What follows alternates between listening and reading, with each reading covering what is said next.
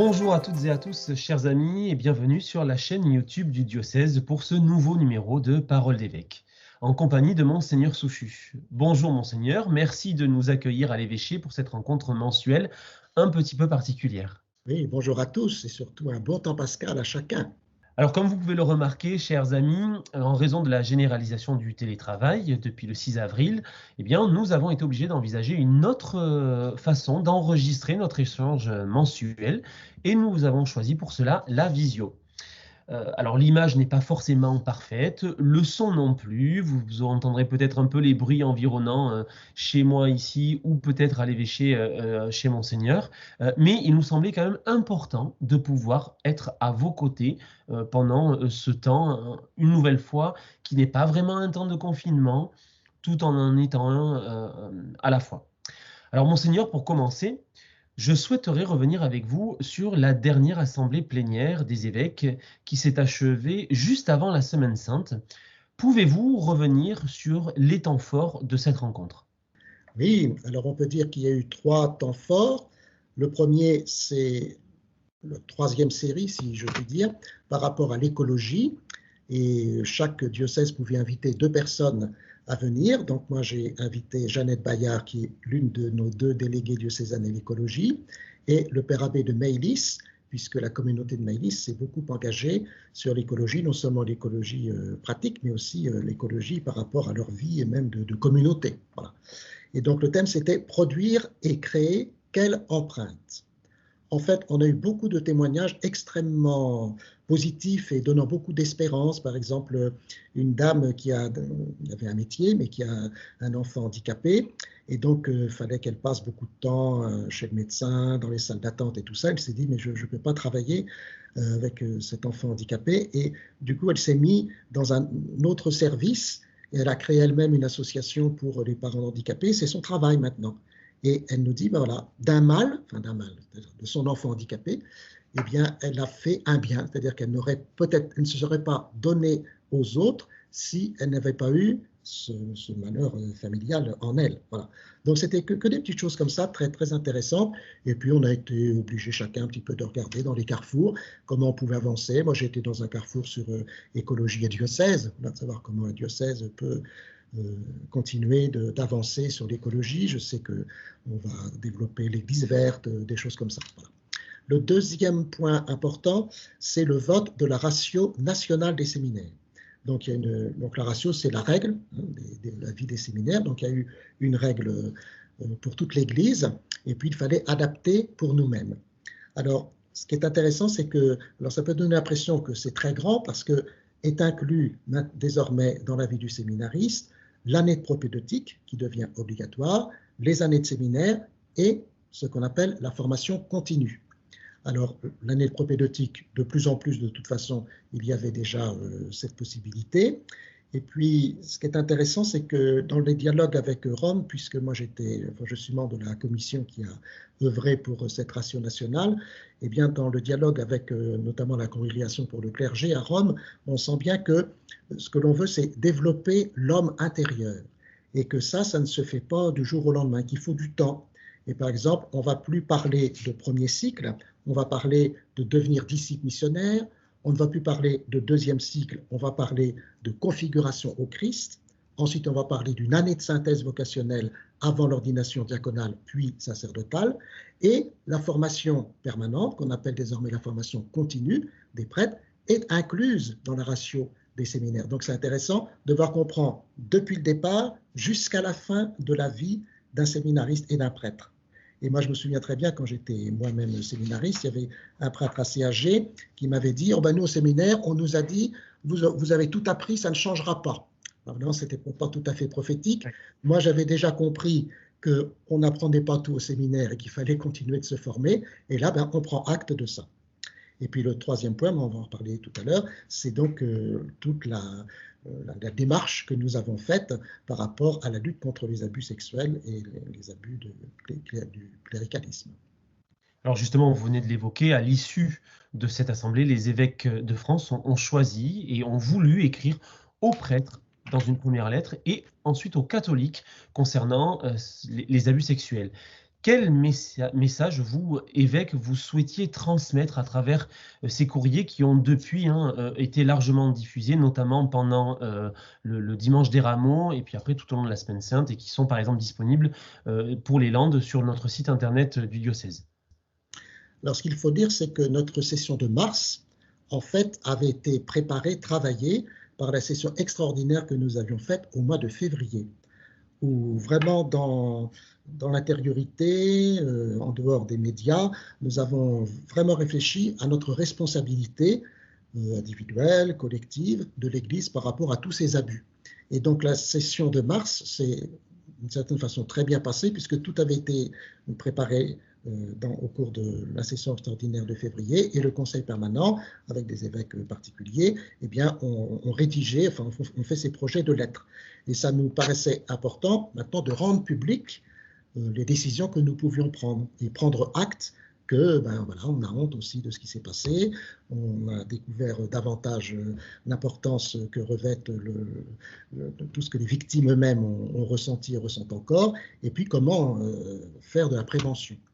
Donc, on a opté pour une lettre d'abord aux prêtres, parce que ce sont souvent les prêtres qui, dans les diocèses, ont été, pas forcément les premiers accusés, mais enfin, il suffisait d'être prêtre pour que tout de suite on nous dise qu'on était susceptible d'avoir fait des abus, quels qu'ils soient d'ailleurs. Et donc, une lettre un petit peu d'encouragement aux prêtres, et donc moi je me suis empressé de l'envoyer par mail ou par courrier à tous les prêtres du diocèse dès la sortie de cette lettre, et puis une lettre à tous les catholiques de France, parce qu'il nous a semblé important que c'est toute l'Église qui est désormais engagée dans cette lutte contre ces abus. Et donc dans cette lettre, il y a un petit peu deux parties. Une première partie qui remontre un petit peu la découverte de l'ampleur du phénomène, la découverte de l'importance de la parole des victimes, la découverte de nos devoirs, de nos décisions, et puis aussi deux appels. Un appel à être tous vigilants et un appel pour aider et continuer d'aider les victimes et vraiment pour faire de la prévention. Et donc ce texte, là aussi, rapidement, je l'ai envoyé évidemment aussi à tous les curés, à tous les secrétariats paroissiaux pour que ça arrive aux équipes d'animation pastorale paroissiale, aux responsables des services diocésains, etc., pour que vraiment elle soit diffusée le plus possible. Voilà. Donc maintenant, nous sommes dans la réception, effectivement, de ces deux documents qui marquent quand même un véritable point d'étape. Mais ça veut dire aussi pour les évêques que nous avons fait des choix, et donc maintenant il va falloir que nous puissions continuer de les assumer dans les mois et années qui viennent, surtout que nous attendons encore le rapport de la SIAZ qui viendra compléter, si je puis dire, le dispositif. Alors, Monseigneur, nous enregistrons cet entretien le mardi de l'octave de Pâques. Comment avez-vous vécu cette semaine sainte, encore une fois, cette année un peu particulière? Je pense par exemple à la messe chrismale, avec une assemblée qui était très réduite de par les règles sanitaires, ou encore à l'absence de veillée pascale tel que nous le connaissions lors du samedi, et qui se sont transformées un petit peu, et peut-être, vous avez utilisé cette expression tout à l'heure, peut-être était-ce un mal pour un bien au final? Oui, alors d'abord, on a eu la grâce de pouvoir faire toutes les célébrations, même si les horaires n'étaient peut-être pas forcément toujours adaptés aux personnes qui travaillent. Mais ça a permis, pour la messe chrismale en tout cas, de faire une belle journée avec les ministres ordonnés le matin. Et on avait demandé à Monseigneur Charrier, l'évêque émérite de Tulle, qui avait administré le diocèse avant mon arrivée, de regarder un petit peu la synthèse qui avait été faite lorsque les ministres ordonnés se sont retrouvés fin janvier par pays autour du prêtre diocésain. Et donc, c'était très intéressant d'avoir cette remontée et l'analyse de Monseigneur Charrier. Ensuite, nous avons déjeuné ensemble et nous avons fait donc la messe chrismale à Notre-Dame de Bugloz, puisque l'année dernière, elle n'avait pas pu être faite en ce lieu. Et c'était quand même important. Beaucoup de prêtres sont venus, de diacres, les épouses de diacres, et puis aussi quelques laïcs, mais de toute façon, la jauge ne permettait pas d'accueillir tout le monde. Et surtout, grâce au service de la communication, cette messe a été retransmise sur la chaîne YouTube du diocèse, et ça, c'était important. Ensuite, ce qui a effectivement marqué les gens, c'est la vigile pascale, qui ne pouvait pas se faire l'après-midi, normalement, et donc il a été proposé de pouvoir la faire au petit matin de Pâques, à 6h30. Et moi, j'étais à la cathédrale de Dax, et il y avait beaucoup de monde, et c'était formidable. Et finalement, terminer la vigile pascale par le soleil levant, c'est presque plus pascal, si je puis dire, que de la terminer dans la nuit. d'autant qu'on avait cette année l'évangile selon saint Marc, et il nous précise bien l'évangile selon saint Marc que c'est au petit matin que les femmes sont venues au tombeau. Et donc voilà, ben, c'est ce qu'on a fait et ça a marché. Et donc on verra après si on reproduit cette possibilité. En tout cas, les gens qui ont participé, vraiment très heureux. Et j'ai eu d'autres échos de diverses paroisses qui avaient fait cette proposition. Il y a eu du monde et où ça s'est effectivement bien passé. Je veux simplement dire un mot sur une polémique qui est arrivée dans la semaine de Pâques, où une paroisse parisienne dans une église avait été très pleine, et puis les prêtres n'avaient pas de masque, enfin, etc. Il faut savoir que cette paroisse, manifestement, célèbre dans le rite extraordinaire du rite romain, mais en communion avec l'évêque du lieu. Mais vous voyez, ce qui est intéressant, c'est que bon, moi je ne suis pas médecin et je ne suis pas ministre de l'Intérieur, donc ce n'est pas là-dessus que je veux parler, mais je trouve quand même qu'il y a des critères d'ecclésialité qui manifestent une difficulté, c'est-à-dire que ces prêtres, ces personnes qui sont là, je ne sais pas moi ce qu'on leur dit, ce qu'on leur enseigne. Par exemple, à la télévision, il y a une dame qui a participé à cette célébration.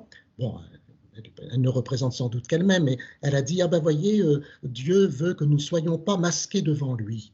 Alors je ne sais pas où est-ce qu'elle a trouvé ça, parce que par exemple dans l'Ancien Testament, Moïse, il avait un voile sur le visage parce qu'on ne peut pas voir Dieu face à face.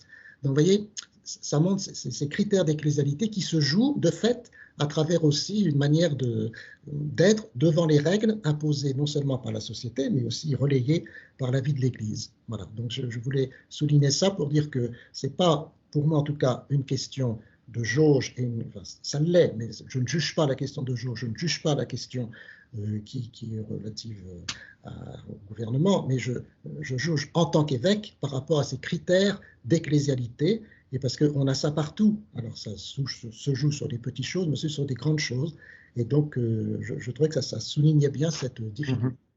Monseigneur, notre année pastorale s'articule autour de votre lettre de rentrée, Va, le Seigneur est avec toi. L'itinéraire spirituel va s'achever avec le dernier parcours menant de Pâques à Pentecôte. Est-ce que vous pouvez nous en dire un petit peu plus?